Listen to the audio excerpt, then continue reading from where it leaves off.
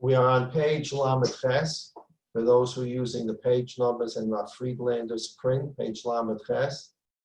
For those who are using paragraph numbers, we're in paragraph 48, Memches, and we're towards the end of the paragraph, and we're getting into details now. The Ramchal told us last week that we have learned a lot of general principles about God creating the world for Hatova, God creating the world for Gilui HaYichud. We learned what the Yichud was, general terms. We learned a lot of general principles, and now we're learning about the specifics. Ramchal said we're going to need to first look at two specific time periods. One is before the Gilui HaYichud, and one is the Gilui HaYichud. And we live in the middle zone. Adam Harishon, as we explained again last Thursday, failed to reveal the Gilui, to reveal the Yichud during the event with the Nachash, Adam and Chava. And since then, we're trying to take over and to repair that which Adam Harishon failed to do on that first day, 5,780 years ago. And Ramchal explained to us that the world was created, was in a state of perfect izun, perfect balance. Ra was not more powerful than Tov. Tov was not more powerful than Ra. The world was balanced. Man, Adam was balanced. And he tips the scales. The Ramchal explained to us. A person does an Aveira. Besides doing the Aveira, he's tipped the scales in his life. So now Ra is a greater force in his life than Tov, with the effect being what we learn in Pirkei Avos, Aveira goreres Aveira. One Aveira will cause another Aveira to be done. Why? Why is there some kind of sticky effect here? It's because everybody starts be'izun, the scales are equal, and Aveira, besides being an Aveira, it empowers the forces of power, the forces of evil. It empowers the Yetzer Hara. And therefore now you're fighting an uphill battle because the Yetzer Tov is weaker than your Yetzer Hara. So that was the concept of Aveira goreres Aveira. And we read last week footnote 78 at the bottom of page Lamed Ches in our Friedlander's print about what the Aveira does. It actually creates an imbalance in a person's life. And lahavdil, a person does a mitzvah, he's empowered. He didn't just do a mitzvah, he has empowered the whole good side, the whole Yetzer Tov side of his life. He's empowered the whole neshama part of his life. So the Ramchal said that a person obviously has bechira. He's going to decide what he wants to empower. He can empower his neshama, which will then be able to control his guf and his desires, or he will chas v'sholom empower his desires, which will overpower the wants, needs of the neshama. And on page Lamed Ches, the Ramchal said, let's see, 2, 4, 6, about 13 lines on the top at the end of the line. God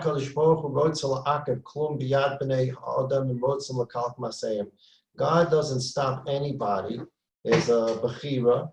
God, with obviously very rare exception, will interfere with a person's bechira. And if a person wants to bring ruination into his life, he will have that opportunity.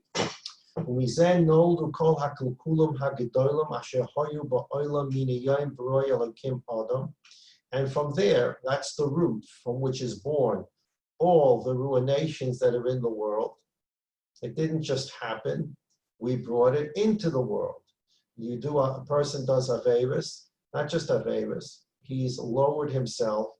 He's empowered the evil, and not just empowered evil for himself, empowered evil for the whole world. And everybody's going to suffer for it. Not just the person who did the Aveira. The person schleps himself down, and he schleps the whole world with him. For those who learned Mesilas Yesharim, right at the beginning of Mesilas Yesharim talks about when a person does a mitzvah, he lifts himself up, he lifts the whole world up. He lifts the inanimate object up that he used for the mitzvah. And that's part of the process of doing a mitzvah. All our mitzvahs, almost all our mitzvahs, are with objects. We eat matzah. We shake a lulav and esrog. We put on tefillin. We wear tzitzis. We take physical things in the world, animal hide, and we make boxes of tefillin. We take animal hide, we write parshias in the tefillin. We parshias of mezuzah. We write a sefer Torah. We take a special kind of string and we make it tzitzis. We take cloth and we make it a beged of tzitzis. We take flour, we mix it with water, and we make it into matzah. We take morah, the mitzvahs that we have, taking the physical world and elevating it into a whole different place where the inanimate becomes holy. And that's what the Mesilas Yesharim talks about in the beginning of the Mesilas Yesharim, the quote-unquote fight between the rocks. When Yaakov Avinu went to sleep on the Har Habayis, and Yaakov Avinu saw in his dream a ladder going up to heaven. And it says that Yaakov Avinu saw angels coming up and down, and he fell asleep. And he put a rock next to his head, or under his head. And the Medrash tells us that before he went to sleep, it says he took rocks, plural. And then it says when he woke up, he took the rock and made it into a mizbeach l'Hashem and poured oil on it. Before he went to sleep, it was rocks. And when he woke up, it was one rock. And the Medrash tells us, Rashi quotes it, that there was a disagreement or an argument between the rocks. I want Yaakov Avinu to put his head on me. And how do rocks fight? We talked about that. How does water, how do we have mices that water had discussions, mountains had discussions. Take a look if you're interested. One place, Tosfos in Chulin Daf Zayin explains that everything that's created has a mazel or a malach in heaven. And when it says the waters are talking, the mountains are talking, the rocks are talking, it means the mazel or the malach that represents that rock or that water, that mountain in heaven is talking. So the malachim that represent each of these rocks are having an argument in heaven. I want Yaakov Avinu to put his head on my rock. I want Yaakov Avinu to put his head on my rock. And how did HaKadosh Baruch Hu make peace out of this argument? He forged all these rocks into one rock, and now Yaakov Avinu was on one rock. Says, oh, okay, he's still have a kasha, but his head is only in one place on this one big rock. And that's the famous Hasidic teretz. When there's achdus, there's no fights. When there were multiple rocks, each rock says, I want the head of Yaakov to be on me, because they're separate rocks. Separate rocks are going to have fights. But if all the rocks can come together and become one rock, then there's nothing to fight about. Even though Yaakov's head is on one particular spot of this one big rock, the rock is not going to be fighting in itself to say, I'd like him on my spot, I'd like him on my spot, because where there's achdus, there's no fight. At any rate, they were fighting. So Mesilas Yesharim says that this occurs even with inanimate objects in Shamayim. Inanimate objects all want to be used for holy objectives. And even a rock wants to be used for holy objective. Yaakov Avinu is going to put his head down. The rock wants to be the rock that's going to have Yaakov Avinu's head. Everything in the Bria wants to be uplifted to a greater level in Kedusha, even inanimate. So when we use the world for Kedusha, we lift it up.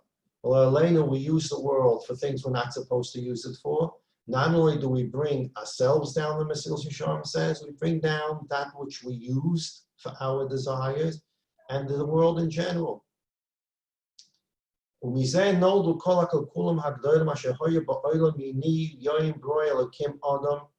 And this is not just for the people, as I just said. We're all on a big ship together. That's the Mashal Yerushalmi gives, which I believe I've mentioned before. Some people buy tickets to get on a ship, and one person sitting down in his seat, he takes some kind of drill, and he starts drilling a hole under his seat. And everybody on the ship starts ganging up on him and say, what are you doing? What are you doing? He says, none of your business.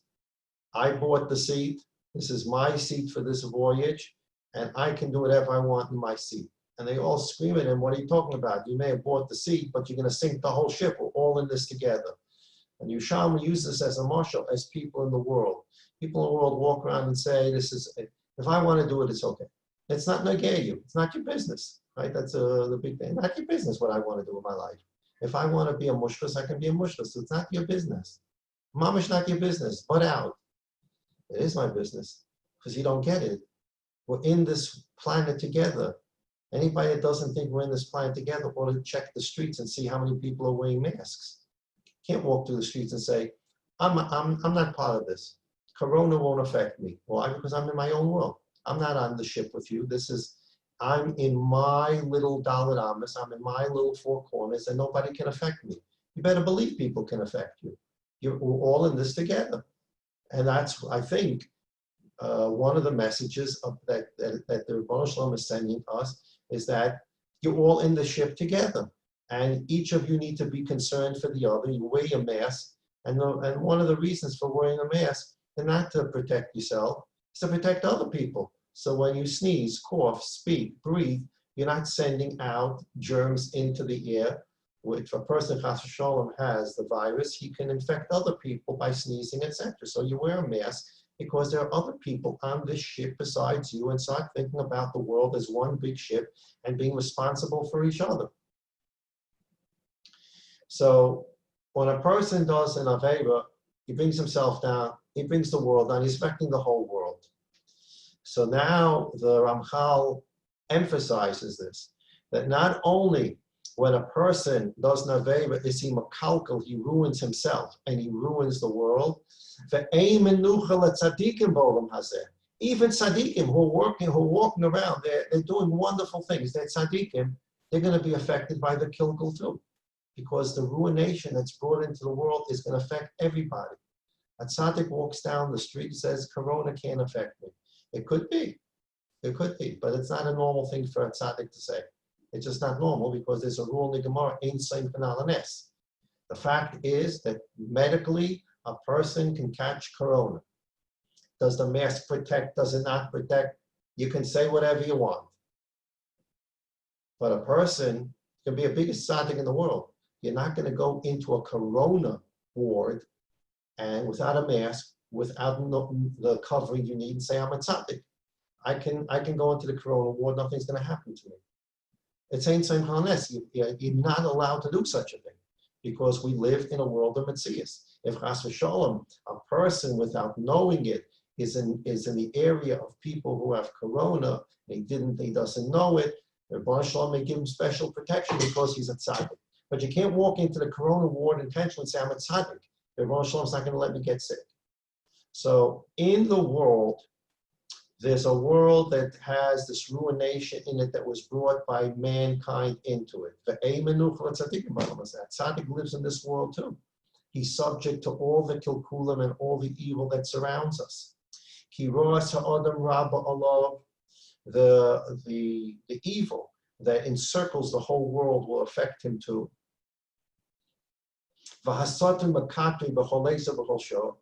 the Satan in Shemayim is constantly prosecuting mankind, all of mankind. He's beating his drums about how unworthy we are. And HaKadosh Baruch Hu checks on his tzaddikim, his chassidim, like a hair. And we mentioned this on Thursday. There's no teacher's pet, there's no protect here. It's an opposite system in heaven. On planet Earth, people want to have a connection in the Misrat Hapnim. If you have a good friend in Misrat Hapnim, you can get a lot of things done, and you can get away with a lot of things. If you have a good connection, you can find a way to get away with a lot of things. The Rebbeinu Shalom's world is just the opposite.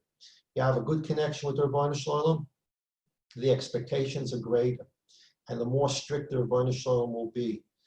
The Ein Lanu Yoter, from what we spoke about last week in the Parsha, Moshe Rabbeinu. We don't know what Moshe Rabbeinu's Aveira was. It was a Moshe Rabbeinu Aveira. We discussed this on Thursday. The Rebbeinu Shalom told him to take the stick. He took the stick.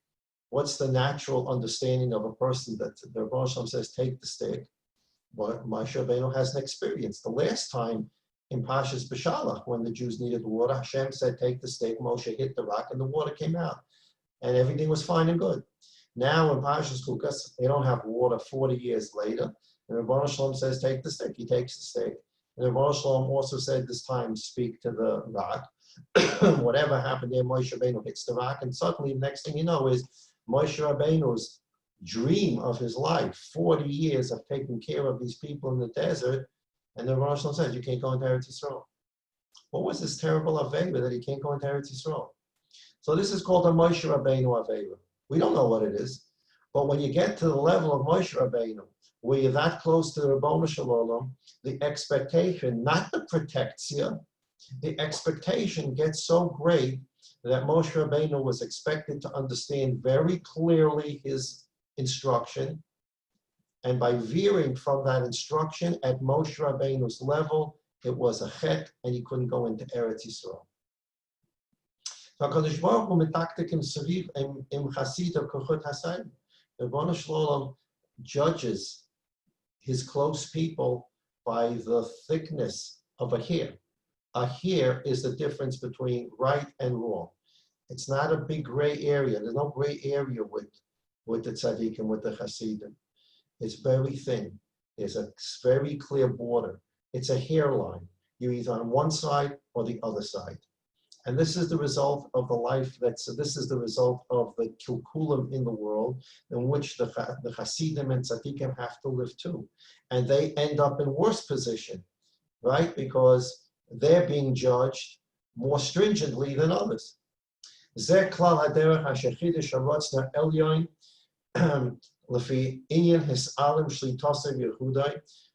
is the path that God created. It's a chidush. This didn't pre-exist. There's nothing that pre-existed the world except God. Nothing was here.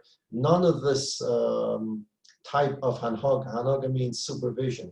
There was nothing to supervise before God created the world. So this kind of rules of supervision, good, bad, evil, HaKadosh Baruch Hu judges stringently, strictly. HaKadosh Baruch Hu gives a person more space. All these things are ideas that were created with the Bria. They're new ideas based upon God's will. And this is done during the period of Helem, Shlitasa, Yehuda, during the period in which we live. From that moment on the sixth day through today, 5,780 years, we're in a period of Helem Yehuda. The Yichud Hashem, the exclusive uniqueness of Hashem. He's the sole sovereign. He's the sole bearer of the ultimate objective truth, is hidden. And for 5,780 years, people have played with all kinds of crazy ideas, which they still continue to play with. God exists, God doesn't exist. He does exist, but he left. He doesn't care about this world anymore. He cares about this world, but there are two gods, Chas v'Shalom, the God of good and the God of evil, and they're wrestling up there in heaven to decide, to figure out whether evil's coming through or good coming through, all the shtuyot, etc., etc., etc., etc. And people have been playing with this for 5,780 years. And God's yichud remains hidden because it becomes our work, as it was the work of Adam Marishan, to teach this idea to ourselves and to bring it to the world. And through that, Mashiach will come and complete the job.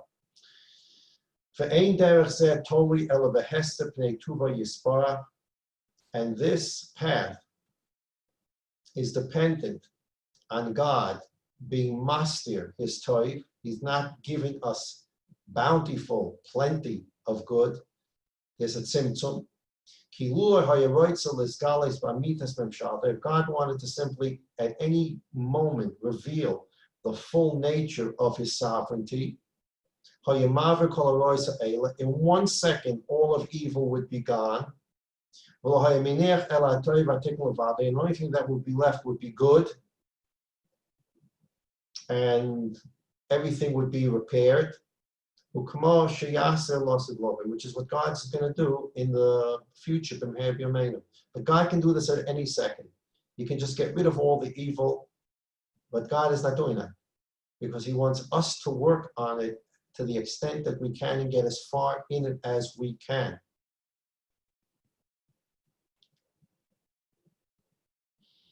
The UDEO, next paragraph at the bottom of page Lamed Ches, and you should also know, Ki vadai gam ata afal pi shehelem tuvo yomona chok shlemusa min avroim, afal pi kein vadai hu shehu mashpil lahem.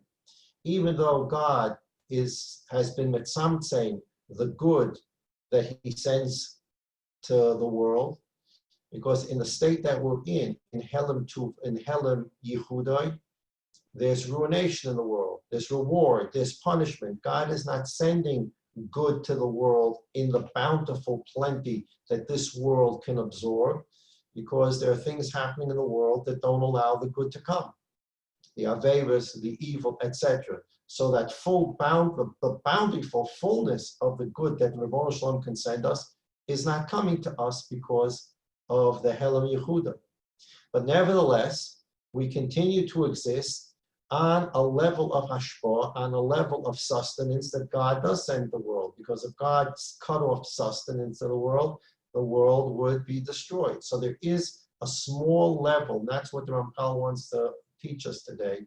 There's this little level of hashpah that's coming to the world, even in the degraded state that it's in. Because if there was no hashpah coming from the Rebbeinu Shalom, the world would self-destruct. There has to be some sustenance coming from the Rebbeinu Shalom. Im Kain, page Lamed Tes, Vadei Mashpiahu, the Rebbeinu Shalom is sending sustenance. Ach hashpa'asa zois shu mashpia ata, this that He is sending now. L'gavi masha hoyeroi lashpia imchok shleimusa roitz lashpia eina elokadimian hatzel l'gavi adam. That which we benefit from, are sustained by God, is like a shadow compared to the actual person. It's a shadow of hashpah. If the Rebbeinu Shalom was going to be mashpia in the plentiful bounty that He can to this world on a level that even man can absorb, it will be much greater than what we're getting right now. And that's because of the ruination that we brought to the world by ourselves. But if the Rebbeinu Shalom was going to send full, bountiful, plenty to the world, then we'll be, compared to what we have, it's a man versus a shadow. It's a shadow of what the Rebbeinu Shalom can actually send. O Keroshim Kotna Nisham and Aksav al Hanayor, Achashasoru Ha'osius Mimenu. The Ramchal is now using a Kabbalistic word. We'll see how far we go into this tomorrow. Friedlander explains it a bit.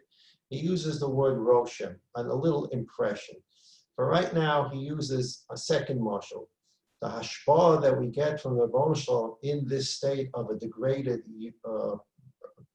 world is like a shadow compared to man. Or, he says, like a little impression that's left on paper after the letters are erased. Even after you erase letters from a piece of paper, some impression is left on the paper that there were once letters there. That's what's left. The original kind of hashpah, the hashpah that we can imagine Adam Harishon had in Gan Eden Kodem Hachet, that hashpah where the Medrash says bread grew out of the ground. An unbelievable hashpah. You didn't have to cut wheat, mill it, mix it with water, make dough, bake it. There was gluskois. There were bread coming out of the ground.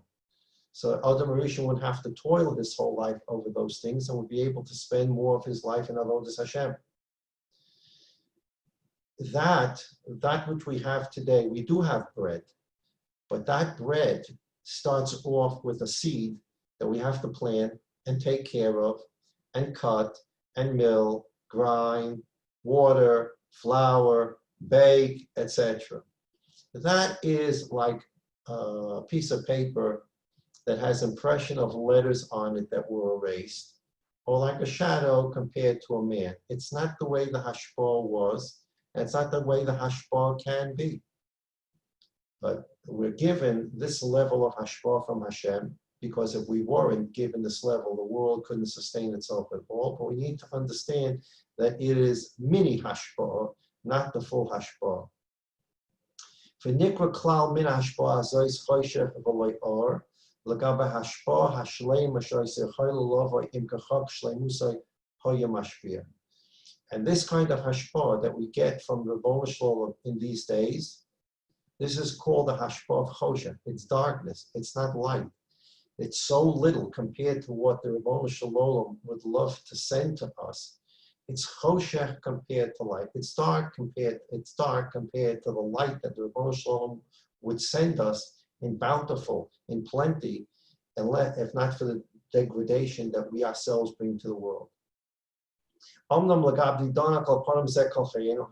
given the situation as it exists, this is our life. Because it is with this shadow, or this darkness, or these paper with erased letters on it, this mini hashpah on which we exist. ונמצא שנעסקים מן ההשפעה הזאת המקודשת בהסתר פני טובה יספר, נקרא בכלל אחד כמו צל הכוח העליון לבד לא יוסף. ובהספרתו לפרוטוב נמצא בו כל החוקים והמשפטים אשר מבחינים אנו בהנהגה העליונה, כי כולם יחד דבר מועד עד מאוד נחשבים הן לגבי הכוח העליון אם היה פה בשלמות כמו שזכרתי. We're going to read this B'li again tomorrow with Rav Friedler's footnote. This is where Rav Friedler gives us a basic understanding of the Kabbalistic concept of Kav, of the Halal, Tzimtzum, Kav, Roshem. We'll see how far we go into that tomorrow, to the extent that it's necessary to understand what the Ramchal is saying. As an example, the Gemara in Sota, when it's talking about what happened to the world at the Churban Beis Hamikdash, when the world got degraded to the point that the Beis Hamikdash could no longer remain in Yerushalayim and was unfortunately taken from us. The world went down to the level that it could not any longer be the home to the Beis Hamikdash. That affected the whole Bria. And as I said before, ruination brought by someone, by people to the world affects everybody, all the ship together. The Churban Beis Hamikdash was not just a Churban Beis Hamikdash, it brought ruination to the whole Bria. So as an example, the Gemara in Sota says, Nitul Tam Peiros. Fruits don't taste the way they used to taste. An orange tasted much better. A pear tasted much better. Grapes tasted much better. The wine that came from the grapes tasted much better. Nitul Tam Peiros. From the day the Beis Hamikdash was destroyed, we don't have the real, full, splendid taste of fruits. Why? Because the physical world and the success of the physical world depends on the level of ruchnius in the world. When you degrade the ruchnius, you think you're degrading ruchnius and you're lifting up your desires. I'm giving up chas v'sholom, my Yiddishkeit, and I'm now going to enjoy the cheeseburgers. People don't understand that when they do an avera, they degrade their ruchnius, they are degrading their gashmias. The end of the road of degraded ruchnius is a degraded gashmias. People become addicts to their own taivas. When they become addicts to their own taivas, they lose control of their lives. And in so many situations, when people lose control of their lives to these addictions, to desires, whatever those desires are, they commit suicide. So degrading the ruchnius is going to result in a degrading of the gashmius to wherever that can take a person. And the Gemara says that the Churban Beis Hamikdash resulted in the peiros not having the full taste. So therefore, the Ramchal is telling us that the hashpah, the sustenance that we taste today, the sustenance that we get today, is not the same sustenance of the good old days, so to speak. The days when there was a Beis Hamikdash, or the days before the Chet of Adam Rishon, it's not the same. But the Ribono Shel Olam in his chesed continues to be mashpia, continues to sustain us. The Ribono Shel Olam is not cutting us off. He doesn't want the world to implode. He's giving us time to work on the Gilei HaYichud. And in order to do that, we obviously need hashpah. And that hashpah, nevertheless, is in a minimal state. And we need to understand that. Hashpah is in a minimal state, but the hashpah can go to places, bountifulness that we can't even imagine as we work and accomplish the Gilei HaYichud Meher Yameinu. All those yidden that need refuah should have refuahs. All those yidden need Yeshua should have Yeshuas. All the yidden need Nechamas should have Nechamas. Refuahs, Yeshuas, Nechamas only come from the Ribono Shel Olam, the Echad Yachid Yuchad. The Ribono Shel Olam has a lot of human shluchim in the world, other shluchim in the world that can accomplish his purposes, but they're his purposes. They're only accomplished at his will at the time and when and how His will desires. Everybody should have a wonderful day. Sei gesund. Be careful. Make your decisions where you go, when you go, how you go, based on age, medical conditions. According to the news, the government's starting to clamp down on restrictions again. Some of them, I've stopped trying to make sense out of these things because you can't make sense out of these things. There's a rumor in the news that they're going to try to control the spiking numbers of the coronavirus by limiting, that was the early news, then they changed it. The early news was they were going to limit weddings from 250 people to 150 people. So some of these things you can't make sense. Where do they get these numbers from? Who makes up these numbers? Mashiach, the Rosh Hashanah should give them seichel to do the right thing, to protect everybody, to keep everybody safe and healthy. And ultimately, Mashiach Tzidkenu should come and help us finish building the Beis Hamikdash we built in Masechta Midos. Help us bring the Kabbanis that we're learning about in Masechta Tamid. And the whole world should end up be a better place and a more peaceful place for everybody. Everybody have a wonderful day.